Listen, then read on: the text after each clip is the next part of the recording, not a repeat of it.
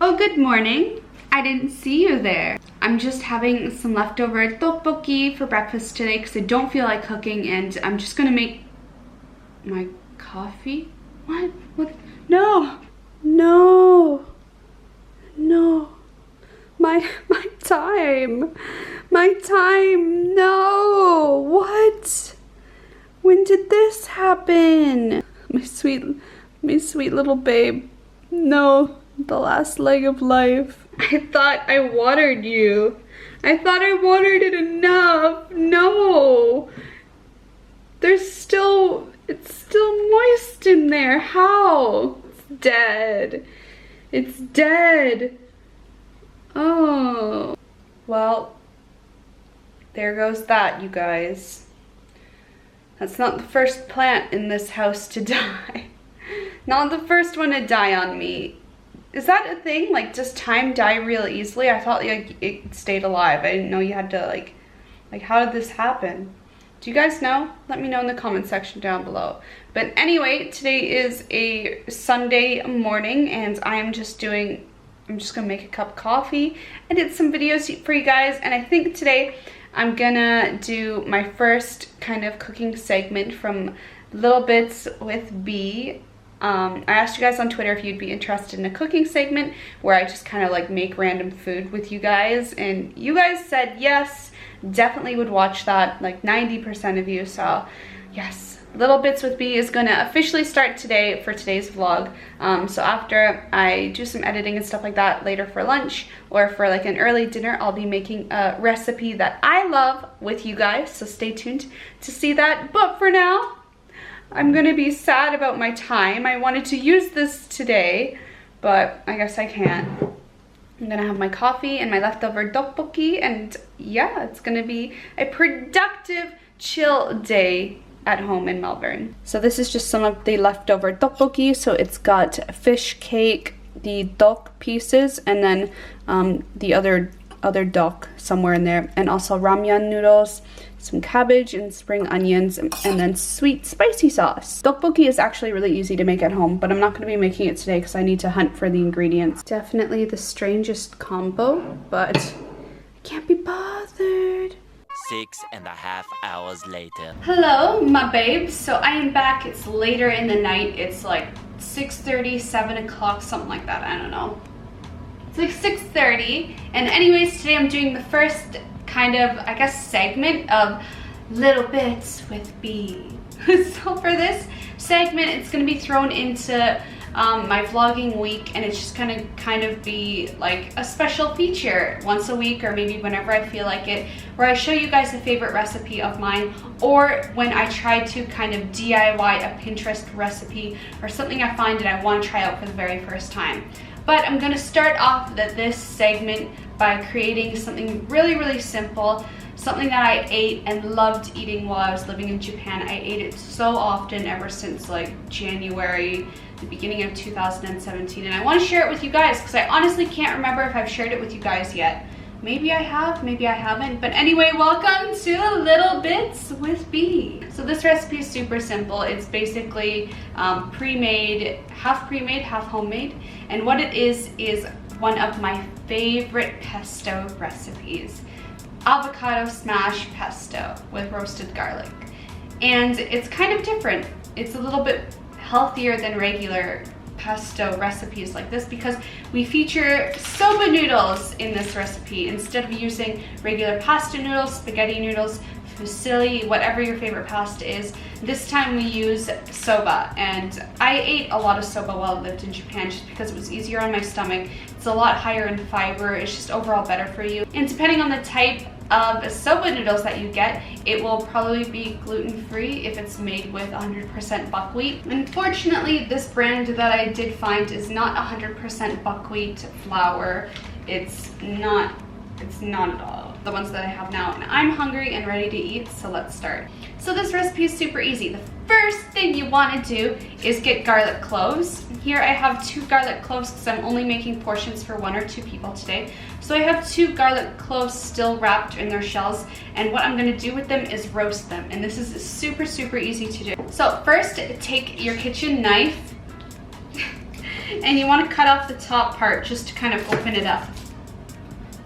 Just like that. So you leave the base on, but you cut off the tip. Put it in tin foil and just crunch it up.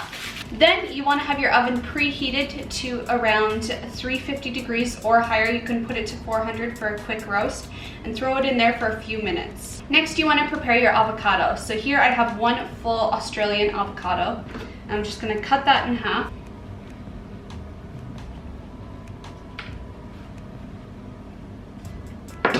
Open it up.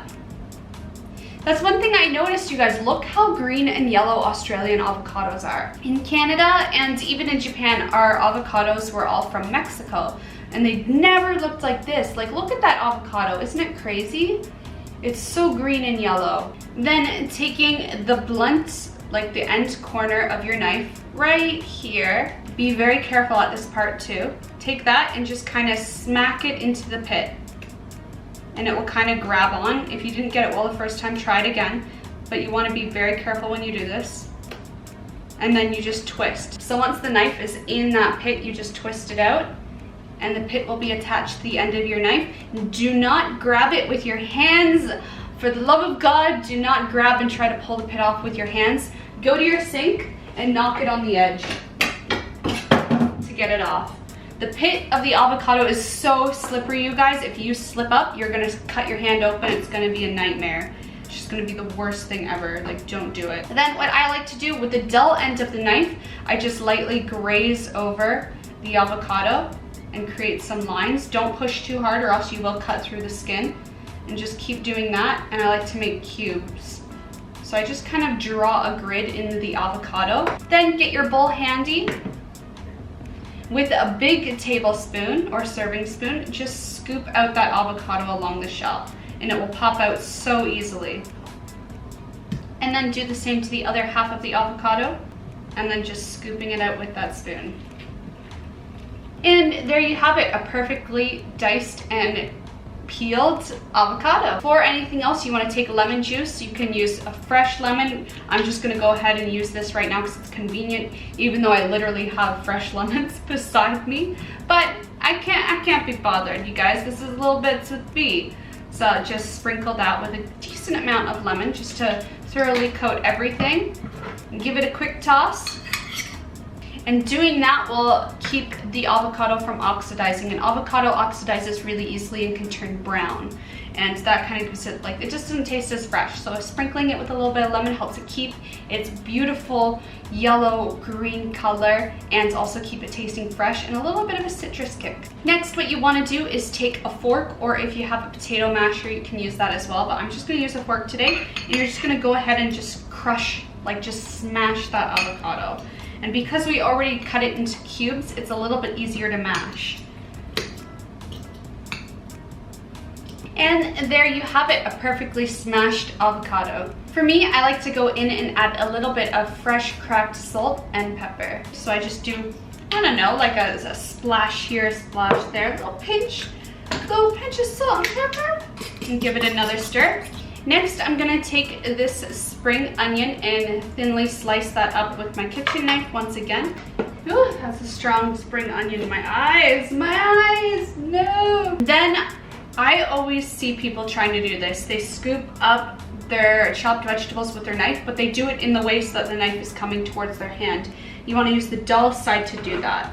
So never use the sharp side towards your hand. So with the dull side, pick it up. That way you're not going to cut yourself. And just add that right into your bowl of freshly mashed avocado. And then when you scrape it off your hand, once again, don't use the sharp side, always use the dull side. And while we wait for our garlic to finish baking in the oven, we're gonna go ahead and get our water boiling. So here we have half a pot filled with water. I don't need too much because soba cooks quite fast. And we just have that on max heat, heating up with a little bit of salt in that water for added flavor. Once your water is boiling, take a generous handful of soba noodles and just throw those in. Okay, so my garlic is done in the oven, so let's just open it up. And now it should be really squishy, and you can just carefully squeeze it out of its skin right into your avocado. Roasting the garlic like this gives it a really delicious flavor. And now you can just mash it with your fork right into that mixture that you made. So now that our garlic is incorporated into our avocado, this is where you add your pesto of choice. So I have two different types of pestos here. I have a regular basil pesto, which is just the basil and the olive oil. And then I also have this brand here, Barilla e Pesti alla Genovese with fresh basil. It's kind of like a Parmesan pesto with basil, like it's Parmesan basil pesto. This is what I used in Japan a lot, but I would always mix it with a Japanese brand that was very salty. So I'm going to mix these two today to kind of get a similar flavor to what I had in Japan. So I'm going to do one part this and one part this. So roughly I'm going to do around 1 tablespoon each. So just taking a butter knife, I'm just going to scoop up what looks like about a tablespoon on my knife, scrape it on the side of the bowl, and then do the exact same with the other pesto. I'm going to do just a little bit more so it's about a fair equal amount. Just like that, and then just taking my fork again, combining that all together. Of course, if you want to be fancy, you can make your own pesto from scratch, but that's not how little bits with B works, you guys. Mixing that all, oh, it smells so good. That's it for our sauce. So now we're just going to check on our soba noodles, strain them, and mix it all together. So my soba noodles are freshly strained and ready to go. So what I'm going to do while they're still a little bit hot is take some fresh spinach and just throw a good decent handful into that, right into the pot, and give it a quick stir so that they wilt. It's always best not to overcook your spinach in these situations, because once you overcook it, you lose a good bit of that nutritional value. So this kind of is a great way to keep a little bit of that value in the spinach while still having a little bit of a crunch, but not too much. Then just go ahead and take your freshly mixed together pesto, avocado, roasted garlic smash, and add it in there. I'm not gonna add all of it just because I didn't make enough noodles for all the sauce. So just adding a little bit of that in there, maybe like half of it. And once it's all like that, it's ready to go and stir up and serve. So just giving that a nice toss, mix it all together. It smells amazing. And then just plate it up and you are ready to go. For this, I just put it in a little bowl. And then on the side, I have some bosa ball cut up with a raw tomato and a little bit of balsamic vinegar drizzled on top, my absolute favorite combo. And of course, I feel like this kind of dish would be great with a white wine, or if you're a red wine girl, go for that as well. Fortunately, I don't have any today, but that is what I would probably eat this with as well. But for now, I'm just going to enjoy a cup of Earl Grey tea instead. So I hope you guys enjoyed this first episode of Little Bits with B. If you want to see more of this cooking segment, let me know in the comment section down below. And of course, a thumbs up this video if you enjoyed it. And if you have tried this recipe, hashtag so good in the comment section down below. And I will see you guys next time. Bye.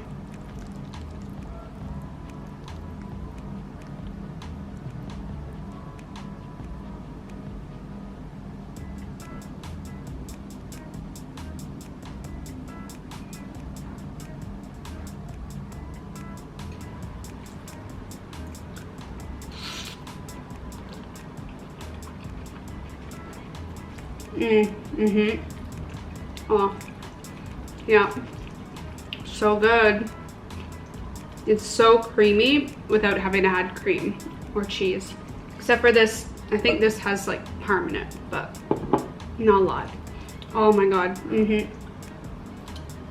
It's so good.